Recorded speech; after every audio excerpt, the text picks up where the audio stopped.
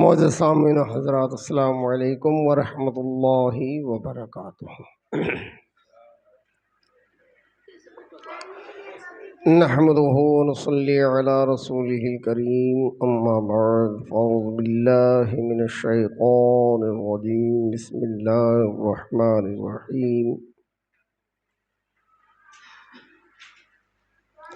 ان اول بیت وضع للناس، صدق اللہ العلی العظیم۔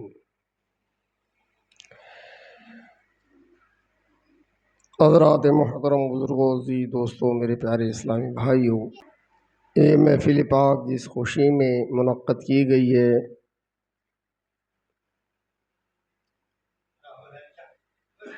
بڑی تحسین و حسرت کی بات ہے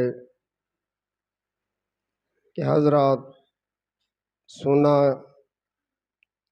کہ برادر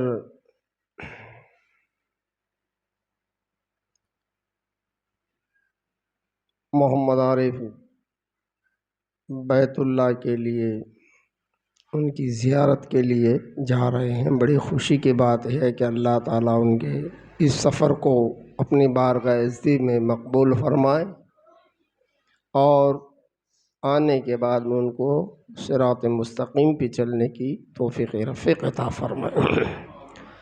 بڑی خوش قسمتی ہے۔ حضرات محترم، اس سے پیشتر میں کوئی زیادہ مزید گفتگو نہ کرتے ہوئے مختصر اپنی گفتگو رکھوں۔ آئیے سبھی حضرات مل کر عقیدت و محبت کے ساتھ بارگاہ رسالت میں درود و سلام کا نذرانہ پیش کرنا پڑے۔ اللہم صلی علی سیدنا و شفیعنا و حبیبنا و مولانا محمد وبارک وسلم، صلو علیہ صلاۃ و سلام علیک یا رسول اللہ وسلم علیک یا حبیب اللہ۔ حضرات محترم، ہر فرد و بشر کی، ہر ایمان والے کی یہی خواہش ہوتی ہے کہ زندگی میں کم سے کم ایک مرتبہ بیت اللہ کی زیارت کرے۔ ان اول بیت وضع للناس، اے انسان، یہ وہ مقام ہے جو اللہ کا پہلا گھر ہے۔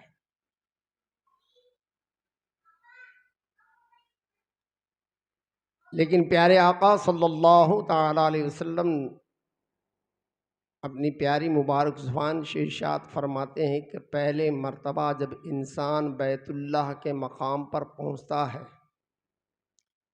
اور خشوع خضوع کے ساتھ مؤدبانہ انداز میں جب وہ پہلی نگاہ بیت اللہ پر ڈالتا ہے تو حضرات، اب وہ انسان کیسا بھی کیوں نہ ہو، کتنا بھی بڑا گناہ گار کیوں نہ ہو، چاہے وہ یعنی سر سے لے کے پیر تک گناہوں سے سرابور کیوں نہ ہو، میں یہ کہتا ہوں کہ اگر انسان کے نامہ اعمال میں اس وقت اگر آسمان کے ستاروں کے برابر بھی گناہ ہے، یا زمین کے ذرات کے برابر بھی گناہ ہے، یا برسات کے قطروں کے برابر گناہ ہے، یا درختوں کے پتوں کے برابر گناہ ہے، اگر پہلی نگاہ اس مومن بندے کی بیت اللہ کے اوپر پڑتی ہے تو حضرات محترم پیارے آقا فرماتے ہیں کہ اس کے گناہ یعنی وہ گناہ سے ایسا پاک و صاف ہو جاتا ہے کہ گویا ابھی ہی اپنی ماں کے پیٹ سے تولد ہوا ہے۔ یعنی پہلی نگاہ کے اندر انسان گناہوں سے پاک و صاف ہو جاتا ہے۔ اب چاہے وہ حج کرے یا عمرہ کرے، ہر ایک کے لیے حکم یہی ہے۔ حج الگ ہے، عمرہ الگ ہے، اس کے 7 ارکان ہیں حج کے، اور عمرہ کے 5 ارکان ہیں، ہے نا۔ میں زیادہ تفصیل میں نہ جاتے ہوئے مختصر بتا دوں۔ بہرحال انسان جب اس سفر سے کو جاتا ہے تو ہر ایک حاجی ہو یا عمرہ ادا کرنے والا ہو اپنے یعنی بدن پر ایک لباس زیبتن کرتا ہے، وہ ہوتا ہے سفید. جب اللہ تعالیٰ پہلی نگاہ کے اندر اس کو گناہوں سے مثل یعنی بگلا کیسا سفید ہوتا ہے, سفید ہوتا ہے نا, اس کے کوئی کہیں بھی داغ نظر نہیں آتا. اسی انداز سے گناہوں سے انسان کو اللہ تعالیٰ ایک دم پاک و صاف کر دیتا ہے, اور وہ اپنے جسم پر لباس بھی سفید ہی زیبتن کرتا ہے, پہنتا ہے. جس طرح سے انسان وہاں جا کر گناہوں سے پاک و صاف ہوتا ہے, اسی انداز سے آنے کے بعد میں بھی اس کی حیات بھی اسی طرح سے پاک و صاف ہو. یہ نہیں کہ وہاں گئے تو گناہوں سے پاک و صاف ہو گئے, اور وہاں جانے کے بعد میں یہاں آئے تو واپس اٹھ بندہ وہی دھندا. تو حضرات یعنی بگلا جب سفید ہوتا ہے تو کیچڑ میں جب چلتا ہے گر جاتا ہے تو وہ سفید نہیں رہتا, داغدار ہوتا ہے. سفید لباس کا ہمارے جسم پر زیبتن ہے, پہنے ہوئے ہیں, اگر اس کے بھی اگر داغ لگ جائے تو دکھنے میں ظاہر ہو جاتا ہے کہ یہ داغدار کپڑا ہے. تو حضرات اسی طرح سے اگر ہم اس لباس کو جو سفید پہنتے ہیں حج یا عمرے کے درمیان ہیں, تو اسی طرح سے جس طرح سے وہ وہاں سفید ہے تو یہاں بھی سفید ہی رہنا چاہیے. ارے خشیت الہی, خوف خدا, خشوع خضوع اس بندے میں اس انداز سے سما جائے کہ حضرات یہاں آنے کے بعد میں سوائے اللہ اور اس کے رسول صلی اللہ تعالی علیہ وسلم کے فرمان کے مطابق اپنی زندگی گزارنے کی کوشش کرے. یعنی زیادہ سے زیادہ کیا ہے, نمازوں کا پابند ہو جائے. اگر کچھ جانکار ہے تو تسبیح و تحلیل کرے. یہ نہیں کہ دنیاوی باتوں میں میں مشغول, دنیا کی ادھر ادھر, اپنی زبان کو دنیاوی باتوں سے کم بلکہ ذکر الہی کے اندر زیادہ مصروف رکھے.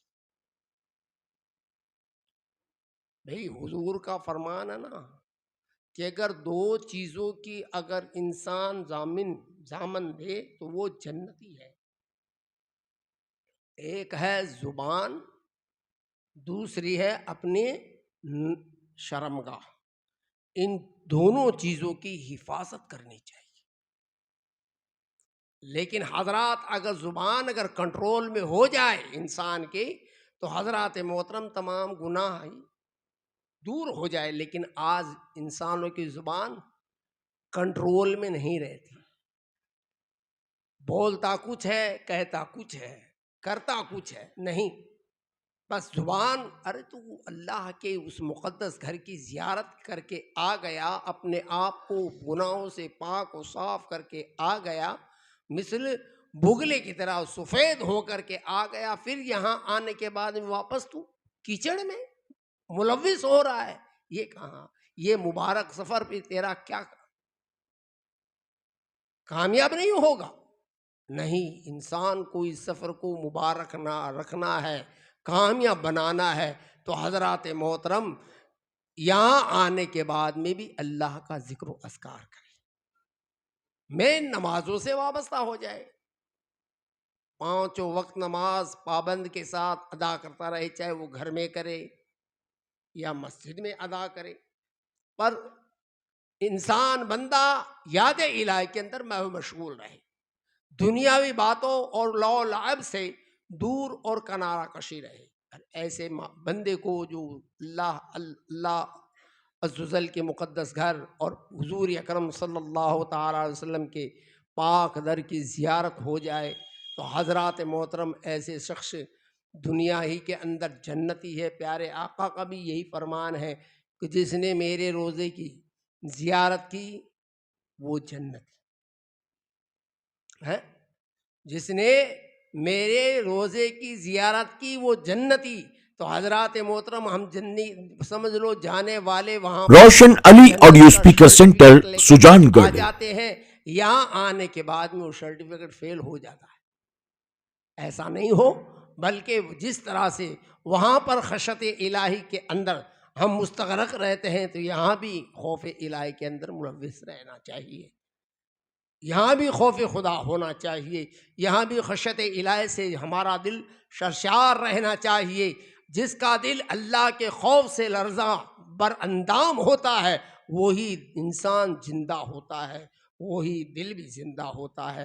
تو حضرات، کہنے کا مطلب ہے کہ یہ مبارک سفر ہے، تو انسان کو چاہیے کہ اس مبارک سفر کو ہم بڑی تکلیفوں اور وسعتوں سے ادا کرتے ہیں، جاتے ہیں، بڑی تکلیف ہوتی ہے، بڑا طول و طویل سفر ہے، پھر بھی ہم آتے ہیں، واپس اس سفر کو رائگاں کر دیتے ہیں، نہیں، بلکہ وہاں دعا کریں، اے مولا یہاں پر تو ہمیں گناہوں سے پاک و صاف رکھا ہے، تو یہاں سے بری ہونے کے بعد میں اپنے مقام پر پہنچوں تو اے مولا تو مجھے بھی گناہوں سے پاک و صاف رکھ، دور رکھ۔ تو حضرات محترم، یہ سفر حاجی ہو یا حج کرنے والا ہو یا عمرہ کرنے والا ہو، اللہ عز و جل کا مہمان ہوتا ہے۔ آخری بات کہہ دوں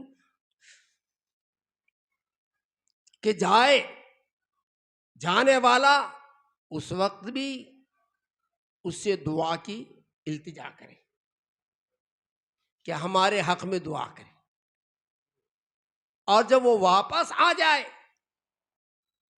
جب تک گھر میں داخل نہ ہو، اس وقت بھی یہی کہے کہ ہمارے حق میں دعا کرے، کیونکہ جب تک وہ اپنے گھر میں داخل نہ ہو جاتا اس وقت اللہ عز و جل کا مہمان رہتا ہے، اور اس وقت وہ دعا کر دیتا ہے آنے والا۔ ویسے بھی مسافر کی دعا اللہ تعالیٰ بہت جلد قبول کرتا ہے۔ انسان کو چاہیے کہ چاہے حاجی ہو یا عمرہ کرنے والا ہو، ایسے مسافر سے دعا کروانا چاہیے۔ تو حضرات محترم، ایسے بندے کی دعا قابل قبول ہوتی ہے۔ جو لوگ آج ہم تو آنے والے، چاہے حجاج کرام ہو یا عمرہ کرنے والے ہو، دعا کون کراتا ہے؟ مصافحہ کر لیتے ہیں، معانقہ کر لیتے ہیں، ارے سب کرو، مصافحہ بھی کرنا چاہیے، ملو، لیکن ساتھ میں یہ بھی کہو کہ ہمارے حق میں دعا کرو ہے۔ تو حضرات محترم، دعا ہے کہ ہر انسان کی یہی خواہش، ہر بندے کی یہی خواہش، ہر مومن کی، ایمان والے کی یہی التجا اور خواہش ہوتی ہے، آرزو ہوتی ہے کہ وہ بھی ایک نہ ایک دن بیت اللہ اور آقا دو جہاں صلی اللہ تعالی وسلم کے روضہ اطہر کی زیارت کرے۔ دعا ہے کہ اللہ عز و جل عمل کرنے کی توفیق رفیق عطا فرمائے۔ وآخر دعوانا ان الحمد للہ رب العالمین۔